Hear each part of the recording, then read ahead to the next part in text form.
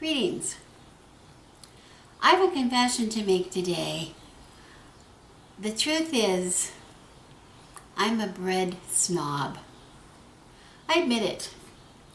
I'm not one of those people who thinks you get what you pay for all necessarily, like you have to spend, if you want the best, you have to spend more and more money. I'm really not that, I don't ascribe to that sentiment, but my husband and I struggle with buying bread that we like.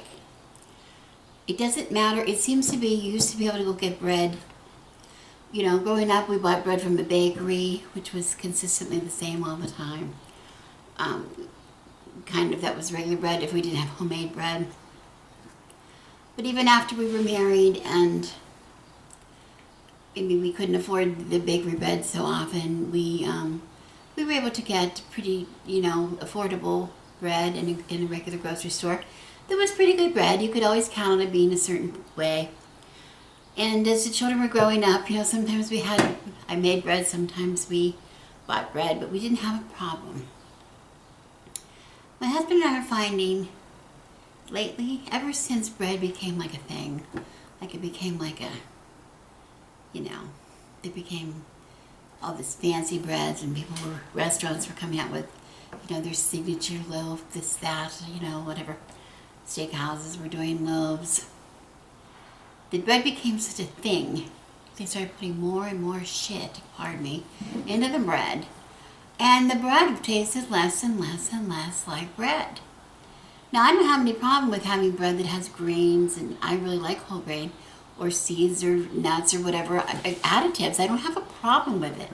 But the bread itself is lacking.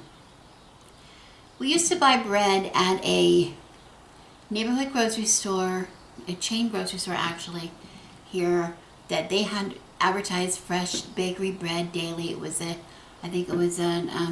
French loaf, supposed to be a French loaf of bread. It was always warm. It was still even warm from the oven. And it was really good. It was actually good. We bought it a lot. And as a matter of fact, our Italian restaurant, our favorite family-run Italian restaurant in the same shopping mall, the same strip mall, used that bread as their bread in their restaurant all the time, and it was very satisfactory. Then all of a sudden, something happened to that bread. And all of a sudden, the bread became odd. All of a sudden, it wasn't bread. You couldn't make toast out of it. It never got stale. I really noticed it at Thanksgiving. I went to get some stale bread, to make my stuffing, and the bread wouldn't go stale. It would not go stale. It did nothing. I tried to toast it in the oven. I tried everything, and it was not bread. What was it? I don't know what it was. So we've started making more and more bread. Short story. I'm going to make it a shorter story. We started making a lot of our bread as much as we can. And, we're pretty easy to make. Especially now, there's so many recipes that are quite available that, there's so many no-knead recipes. And overnight, I've been baking bread when we camped for years, making it and just allowing it to rise overnight slowly. I bake it in bread ovens. I bake it on stones. I bake it in Dutch ovens and, cast iron pots. I bake it all different ways, and it always comes out perfectly fine. Bread it doesn't take a brilliant scientist to make bread. You just have to understand the properties a little bit. You have to understand properties of dough, of yeast, and you have to know what you're looking for in bread. It's just a little bit of experience. Anyway, the reason I'm here today, you might have noticed from my thumbnail at the beginning of the video that you're recalling that we just had a tea, a special witch's tea for Samhain here at the house, and it was a tea, so we served tea sandwiches. Now that we're not new to tea sandwiches, we've had a lot of teas in this house. We've done both in-store, outdoors. We've done them with themes, all kinds. And normally I got to the point where I was buying bread and trying to use certain kinds of bread. Like, I think I like a Pepperidge Farm or something like that. I don't know if it's Pepperidge Farm. Some kind of a dense, it's a white white wheat, whole wheat. It's a white whole wheat bread with a sandwich bread. I'm not sure what it was. The problem with it is, though, if you can get a satisfactory bread that will stand up to making tea sandwiches, in other words, it has a dense enough crumb, it has a close enough crumb that it won't fall apart and from getting soggy or from having the fillings on it. If you can get that, it's usually too thick or something else, or it's a weird size. It's hard to shape. It's hard to cut. Because now I'm going to insert another picture from another tea that I had. We just did, I think it was just an afternoon tea we did in the winter here, and just a little intimate tea where normally I would cut, it shows the sandwiches, and normally I cut the crust off the bread. That's what traditional English tea sandwiches have, the crust removed from the bread. Well, sometimes it's hard to do and get them, uniform shape so they look nice on the tray or whatever. And it's sometimes the way breads are shaped is a little problematic. So I tried to get sandwich bread. I tried to always go for sandwich bread, which had a little closer crust, a little closer crumb, and was the size that I could slice my sandwiches. The difficulty came up with me for this tea because one of the things I wanted to do for the tea was I wanted different kinds of bread. I wanted different flavors of bread, but to be pretty uniform in size. Like I wanted some white bread, and I wanted some whole wheat bread. And because of the fillings I was using, I also wanted some rye bread, and I wanted some pumpernickel bread, which is not a big deal, shouldn't be a big deal. Except it sort of came to big deal, because when you think especially things like a pumpernickel, you're thinking of a big round crusty loaf, and that's not quite this kind of sandwiches I was thinking of. I was thinking of more of a dense crumb, I guess it's the crumb texture that I'm thinking of. So anyway, I did some research and I came up with a way around it, and that is a Pullman loaf. It's called a Pullman. There's a gadget. It's a thing that you can buy, and I'll show you the small one first. I have two because they do come. This is called a Pullman loaf pan, and the reason it's called a Pullman loaf pan is simple. It has this lid which slides off. It's just a regular loaf pan, right? Which you would make bread in, and it's also square. So when the bread that comes out of here is going to be nice and square, so you can cut it for sandwiches. But also, it has this lid that slides across, and what you do is you put the dough in here when it's ready to bake. You put the dough inside the bread pan, and once it gets not to the top, a little short of the top, and I'll show you because I'm going to make some and show you. Then you put the lid on. Close the lid, and then you bake it with the lid on. So what happens as the bread rises, it gives the last rise. It happens in the oven. That's called the oven spring. It'll spring, supposedly, hopefully, and come to the top, and it won't go any further. So the lid causes the bread to condense a little bit as it's baking, and then when you take it out, you're going to have a square loaf with a nice, fine, close, dense dense crumb texture. Okay, so we have this size. It comes in this size, which is a 9-inch long by 4 inches by 4 inches, or this size, same thing, exactly the same thing, but this is 13 by 4 by 4. They're exactly the same size, except for the length. Okay, that's just the way they go. Why did I need two? Well, why do you need two? I didn't buy two because you could buy two. I bought two because when I was searching for recipes that were appropriate for this kind of bread, I found some that were this size and some that were this size. And I thought, well, I'll just increase the recipe or decrease the recipe, whatever I want, for the one pan or the other. And I found that was a little more complicated than I had bargained for, because different kinds of bread, different recipes have different properties, and so they rise at different rates. They have different kind of spring to the thing. I could see right away that I needed to be able to work with my pan. So I bought two of these pans, which I would never even recommend that you buy two, and I would certainly never recommend that you have to have one in the first place. I just thought it was an interesting thing, and I was going to explain to you and show you a little bit how it works, because it's slick as anything. Okay, it's like a discovery I made. So today I'm going to be using the big one because I want to make a white sandwich bread, which just using unbleached, I use unbleached all-purpose flour, which is just a lovely sandwich loaf. And I have learned that, because this makes a big loaf of bread and there's only 2 of us here, we can't eat that much bread, that it works really well. I cut it in half. After it comes out of the oven, I cut it in half and I wrap one half very, very good, very, very well, and I freeze it. And then I have 2 small, I end up really basically with 2 small loaves. Because most bread recipes today make 2 loaves of bread. And usually what I do when I'm making regular bread, if it's this kind of sandwich bread, I would make one and freeze one. Which I do with just about every kind of bread I make. Okay, but in this case, I'm going to cut it and then freeze it. But you have to make sure, since you're using a cut edge, that you have to wrap it really, really well. I probably wrap it in, I don't know, 3 bags. I'm not sure, something. But anyway, I have some today I'm going to make. We need bread. And I thought, oh, maybe you'd like to come along on the ride and see what that is like. Okay, so stay tuned.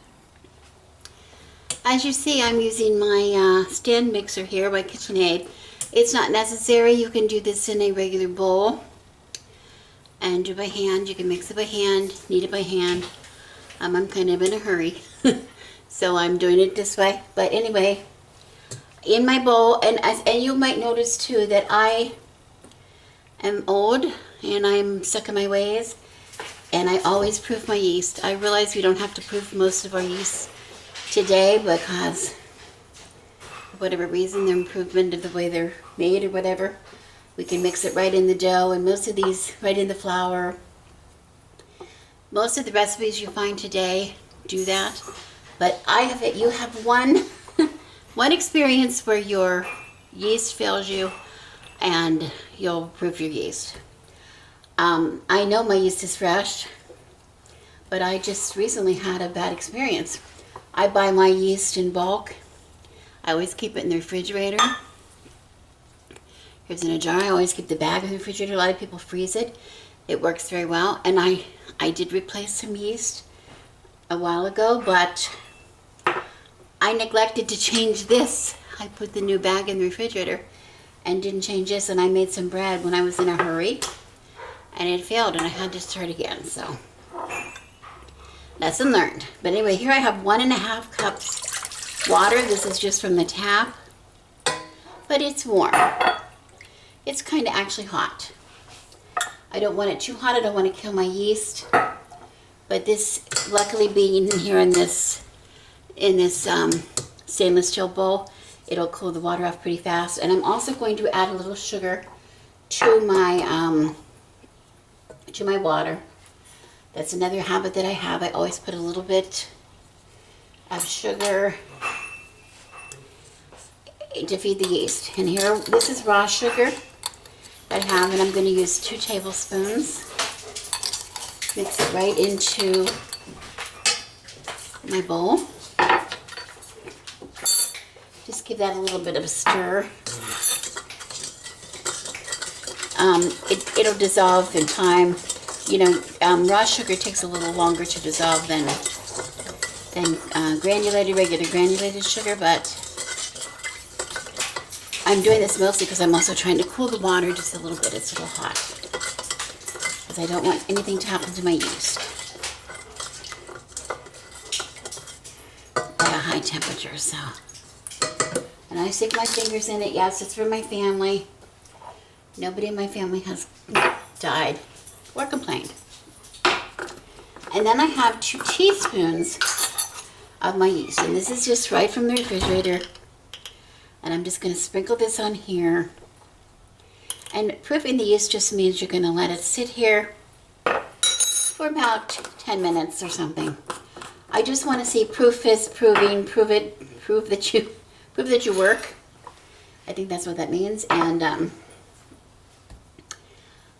this is going to foam up.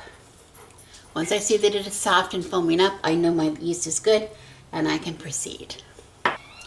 Okay, I hope you can see in my bowl that, let me move it out a little bit, think you can see it, that my yeast now is nice and foamy in there.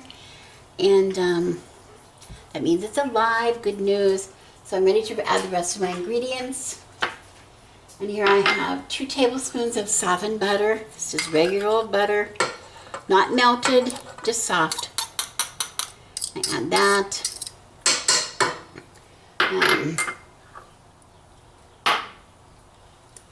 I have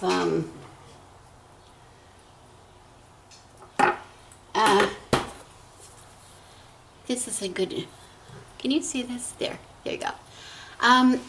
This is where I buy it. This is dry milk powder. You can get any brand. This is Nestle's brand. You can use milk. You know, a lot of bread, sandwich bread, one of the secrets to sandwich bread is milk. But if you use regular milk, you have to scald it first. There's something in the enzymes in milk that interfere with the yeast or something. But anyway, dry milk powder is really good. It's good to have on hand. I only use it for bread, but I use it quite a bit. Anyway, I need 2 tablespoons of that. I'm going to put that right into my bowl. Okay. Really simple. So I'll just dump and mix it this way. And in this bowl, I have 4 cups of bread flour. This is all-purpose flour, but bread flour. You can use all-purpose flour. I've used it. It's perfectly fine. I just happen to have a lot of bread flour because I make a lot of bread. So I'm going to put that in. I'm going to just add that to my bowl.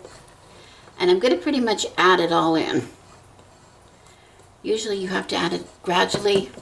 I think if I tap it in, it'll go.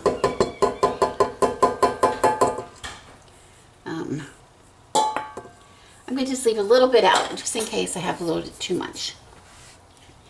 If I have to add more, I will, but pretty much this is the recipe. And then one last thing goes in is my salt. And I don't like to have put my salt down into the yeast because sometimes it'll kill it. So I'm going to add it here on top. I'm going to lay it on top of my flour. Here I have pink Himalayan salt. You can use any kind of salt. And I'm going to use 2 teaspoons.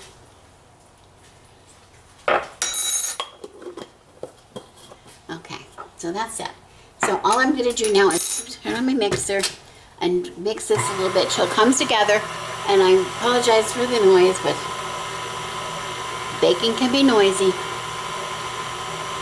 I don't have to show you the whole thing, but I want to show you the consistency we're going for. And this holds true if you're mixing by hand or you're mixing by machine. And you never want to go, when you're using one tip, when you're using a KitchenAid stand mixer like this, you don't ever want to go for bread above 2, level 2. Here I just have it like on 1. As it starts to come together, I'll increase it a little bit. But I'm just looking right now for a, like it coming together. I want it coming together. I don't want to see any dry flour on the bottom of my bowl. And as you see, it's picking it up from around the sides, and it's coming together in one mass. And that's what I want. And I think I'm pretty good with the flour, but we'll wait and see. Now, if I were doing this by hand, same thing. I just want to take this and run my spatula down, get this off of the top of the sides of the bowl, up high on the bowl. Usually, your dough hook will take care of what's on the sides, but I just like to take care of that, so that I work with pretty much of a clean bowl. Now, if you're doing this by hand, you're bringing this together. The object here is we're getting it to a consistency where it can be kneaded. And that's a little different. And you see that I still have a little bit more flour. Maybe you can see it. There. Yeah, I'm trying to get used to this angle. I have a little more flour left in my bowl, which I will continue to add if I need it. But I just want to get a nice bowl. I want to see if it's sticking too much on the sides. If it starts to stick, when I turn it up a little bit, it's going to flatten out. Okay, that's on a 2. I'm never going to go above that speed. And I think I can take a little more flour. I can see it's really kind of sticky. So I'm going to put it in a little at a time.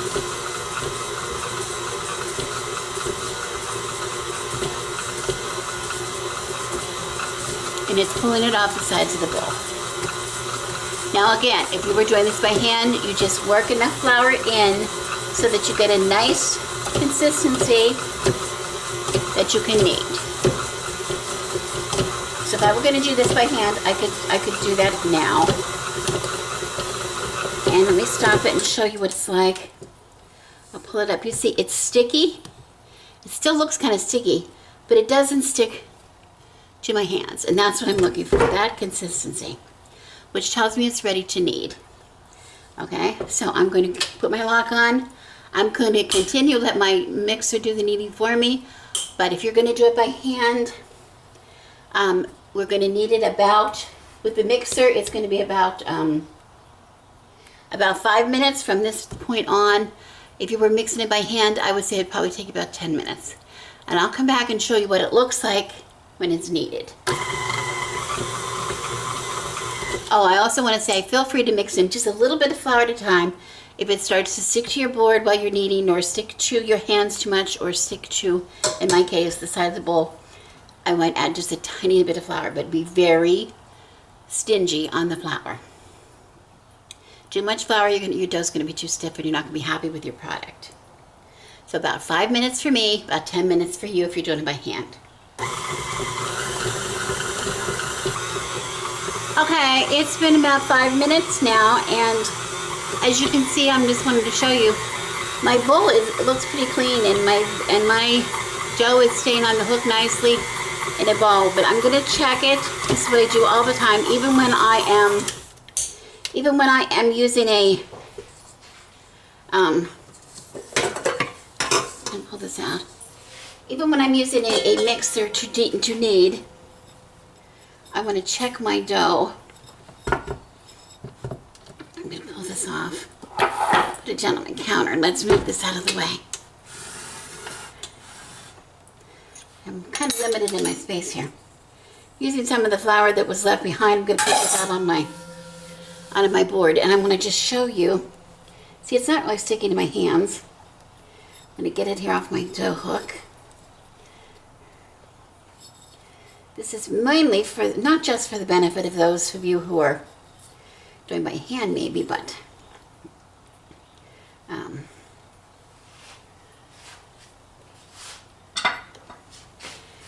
I always check my dough, even if I've used a machine. Okay, when you knead by hand, what I do when I'm kneading by hand is I just simply fold over, push away. Quarter turn, fold, push. And I just keep doing this, and as you're kneading by hand, you're going to start feeling the dough change under your hand, and that's the trick. It's going to start, it almost changes temperature. It starts to feel cooler to the touch. It feels satiny, it feels smooth. Some people say it feels like a baby's bottom. I think my grandmother used to say that. And I just keep folding and turning. And what we're going to do is, see, it does not feel sticky at all. And look how it gives. Look how it gives. When I push on it, it springs back. There's a little bit of dimpling under the crust, not much, and under the surface. Picked up something there, which I don't want.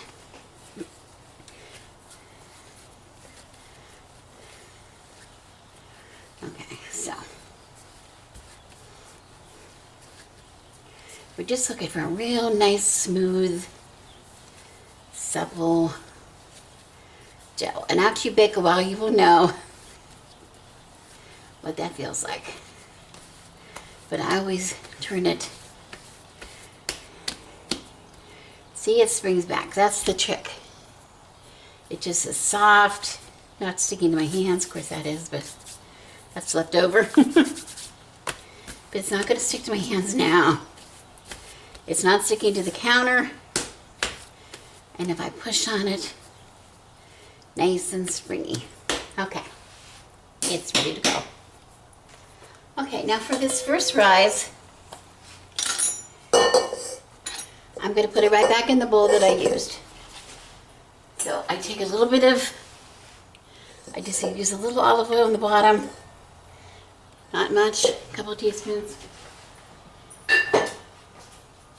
I pop my dough in, turn it around, turn it over so that my dough is oiled. Push it down.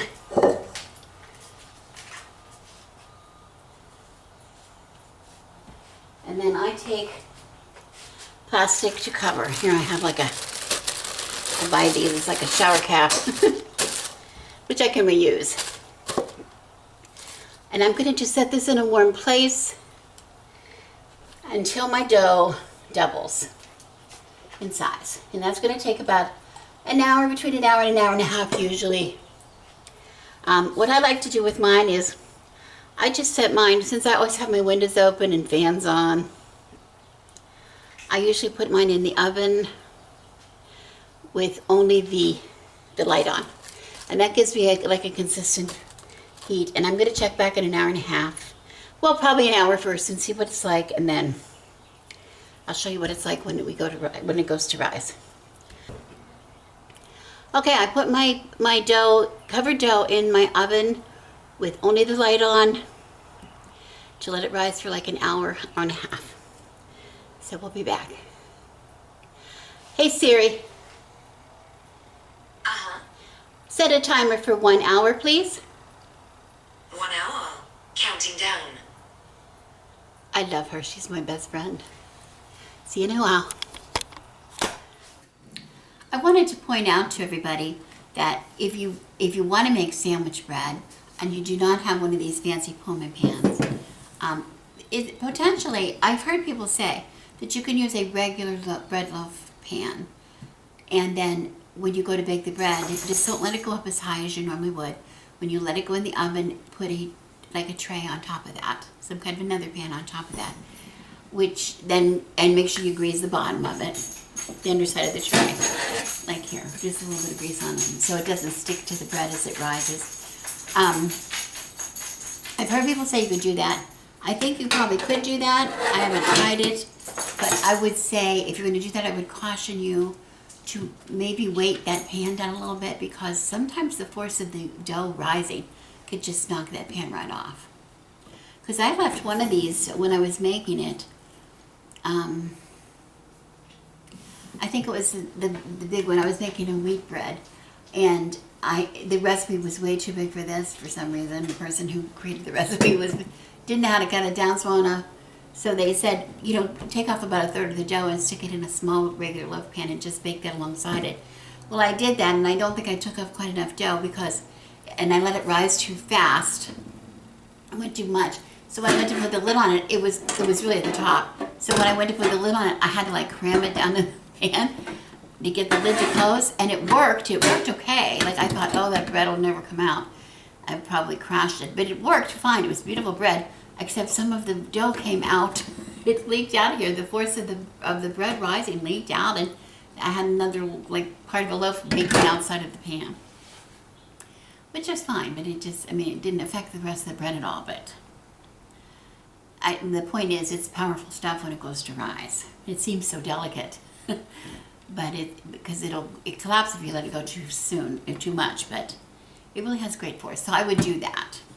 But the other thing I wanted to mention while we were stopping here is these pans, whether you buy them I bought mine I think from King Arthur Flour, but you can buy them from Amazon as well, and probably some other places. I think stores like Williams Sonoma I know has them, or some of your fancy kitchen stores have them, because it's sort of very in fashion now to use them.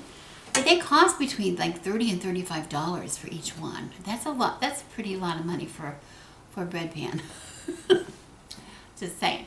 But I did a little bit of research, and I found out that a Restaurant Supply, those kind of places have bread pans that you can buy that are Pullman pan that you buy separately.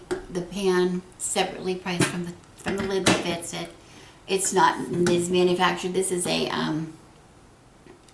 this is called USA pan. The manufacturer's a USA pan. It says here on the lid, the logo USA. Just the company that did it. And these are a little fancy that they have a little bit of a kind of a non-stick finish. Not really, but it's like a after when it's seasoned, it's not supposed to stick at all. So, but I still lightly butter it a little bit. I just do, because you really want the bread to come out of the pan well. But anyway, you can buy. By the way, you can buy. It's priced separately on all these places that you can get just the pan or just the lid.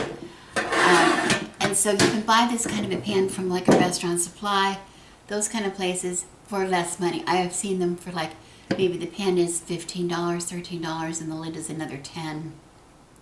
It's still $20 some when you put it together, but 20 something and 30 something. There's a big difference there, so you might want to check that out. If you're interested in buying a pan at all like this, maybe not, maybe not. Okay, but I'll tell you, the result, it's really worth it. It's really worth it. If you make bread or you like sandwich bread, it's really worth the investment. Okay, I'll be back. My dough has risen nicely. And as you can see now, it's almost to the top of my bowl. And so it's ready to shape and put into the pan for baking. I have taken my pan, I've taken my Pullman pan, and I have buttered it, just lightly buttered it, just because I want to make sure it comes out. And I'm going to turn the flour out directly onto my counter. You can put it on a board if you like, but try not to add flour to the recipe, to the dough at this point. We want to keep it, and that was one of the reasons that we oiled it in the bowl. Look how nicely it comes out of the pan, out of the bowl. And as you can see, it's coated with a little bit of oil, so it's not going to stick to my counter.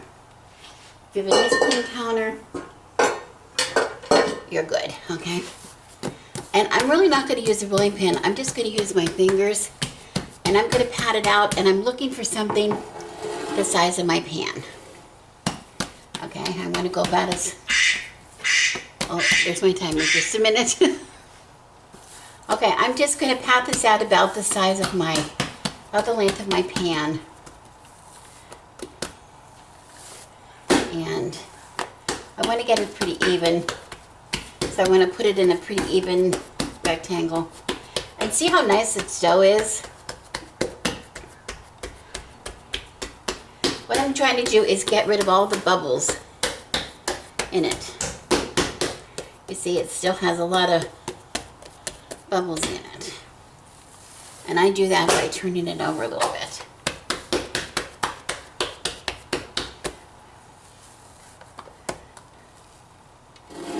Okay.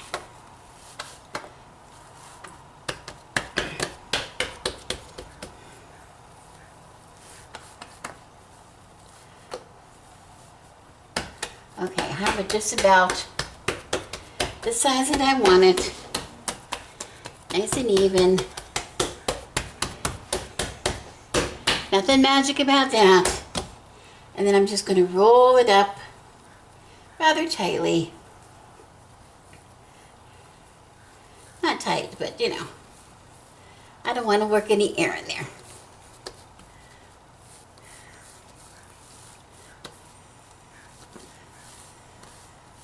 Bring it back where you can see it. And then what I'm going to do with the ends, as you can see, its ends should be a little longer than I need it to be. So I'm just going to push these ends in, poke them in, pinch that together, poke in this side, pinch it together to seal. Make sure the bottom where I joined is nice and pinched together. We don't want it coming apart. It won't come apart, but we want it nice and neat, and that's going to go on the bottom. That's the theme. And there what I have is a bit of a log, same size as my pan. I'm going to plop it inside, and then I'm just going to push down on it in the pan because I want to encourage it. It's going to fill in all the corners of the pan. Okay, what lovely dough to work with. And again, because it's lightly oiled,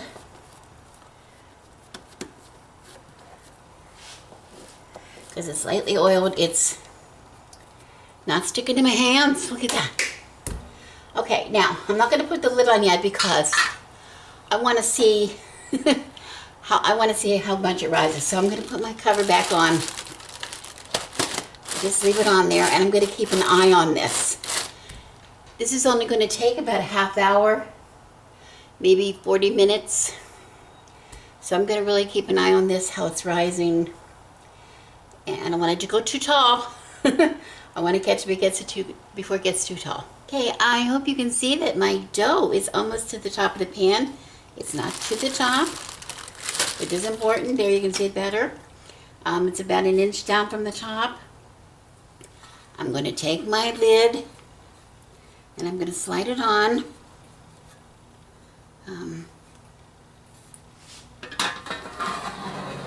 I know I can see that I'm barely going to make it.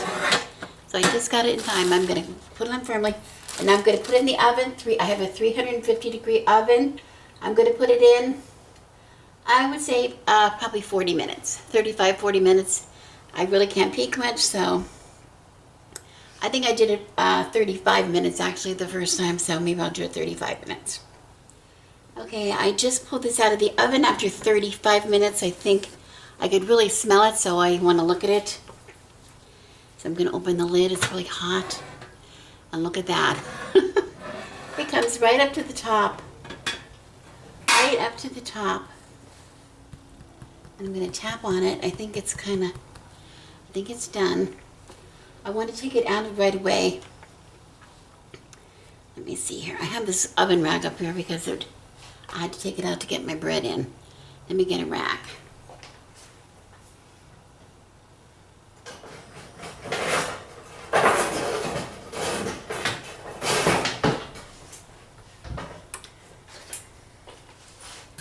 Okay, I want to look at the bottom to make sure it's done. So I'm going to flip that over.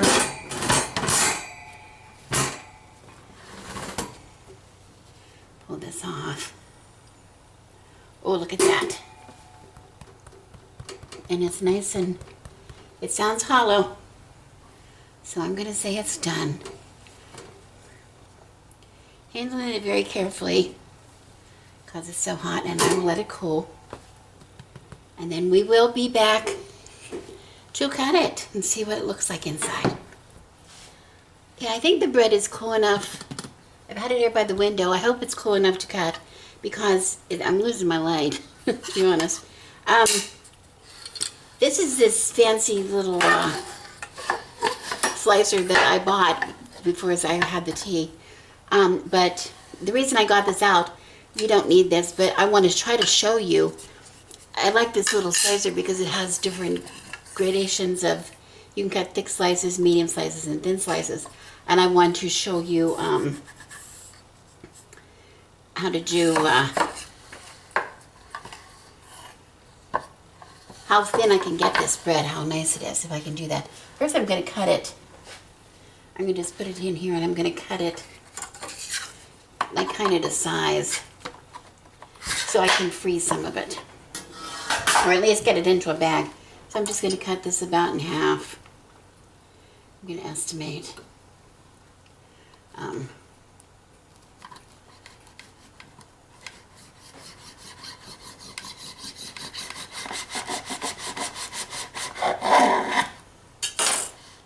Okay. And here you can get a look at the crumb. See how nice it is? It's still really warm in there, so I don't want to be too harsh with it. So I will start from the end where it's a little cooler. And I will cut a slice. I like this because it cuts so thinly. I'll cut another one.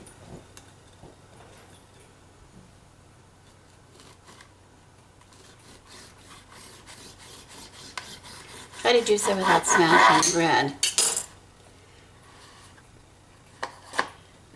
Didn't really get through there.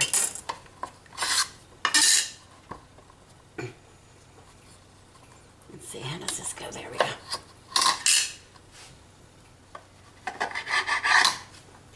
I want to show you how nice and thin I'm able to cut this bread.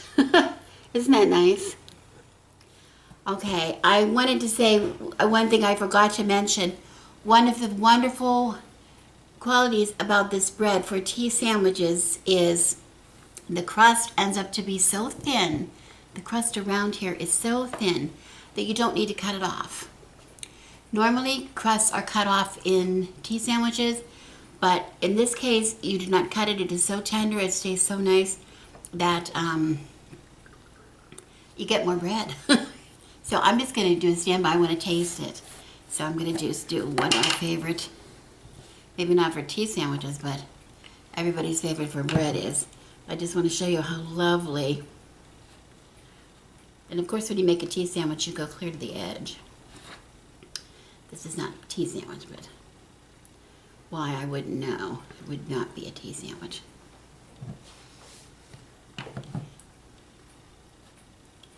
Okay. So let's just see. See, the whole sandwich together is only, what, that thick. Only that thick. I'm using the crust. I'm using the crust because it's so thin I don't mind it. But I'll just cut it.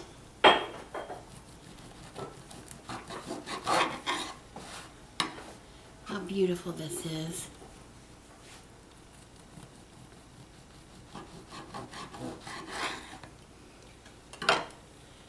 There we go. Oh, is that something good or what? Okay, you can turn the camera now. If my cameraman would turn the camera. Okay, I want to give it a taste, but my husband's staying here because he was running the camera, so I've got to give him a taste too. And let me know what you think, honey. It's still warm. That's That is good. lovely bread. That's delicious. That's really good. And the other thing that is so good about this bread, I just have to point out, we made the sandwiches, and of course, because we were making 4 different kinds of sandwiches, we had a lot of leftover sandwiches because we were making different kinds of bread. And the leftovers from the party, from the tea, went into a bag in a storage bag in the refrigerator and they lasted through the entire week, maybe a day or 2 longer. They never got soggy. They never got stale. They really stayed delicious. I am Rebecca the Good Wife. Thank you so much for watching. I wish you blessings.